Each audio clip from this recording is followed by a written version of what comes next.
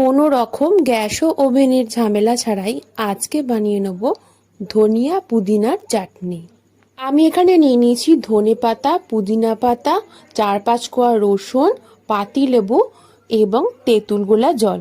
ধনে পাতা এবং পুদিনা পাতাটা খুব ভালো করে ধুয়ে নিয়ে একটি মিক্সার গ্রাইন্ডারে অ্যাড করে দিলাম। দিয়ে দিলাম 4-5 কোয়া রসুন, হাফ চামচ লবণও অ্যাড করে দিলাম। চাটনিটা একটু মিষ্টি হওয়ার জন্য আমি এখানে 2 চামচ পরিমাণ আখের গুড় ইউজ করেছি। আপনারা চাইলে চিনিও ইউজ করতে পারেন। এবার আমি সামান্য পরিমাণে লেবুর রস অ্যাড করে দিলাম। এরপর 2 চামচ পরিমাণ জিরের গুঁড়ো অ্যাড করে দিলাম।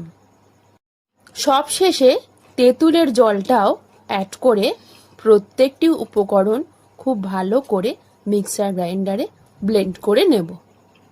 একবার ব্লেন্ড করার পর 2টো কাঁচা লঙ্কা অ্যাড করে আবারও আমি ব্লেন্ড করে নেব। দুবার ব্লেন্ড করলে চাটনির পেস্টটা খুব স্মুথ হয়। এইভাবে গ্যাস ওভেন ছাড়াই 5 মিনিটে বানিয়ে ফেলুন ধনিয়া পুদিনার চাটনি।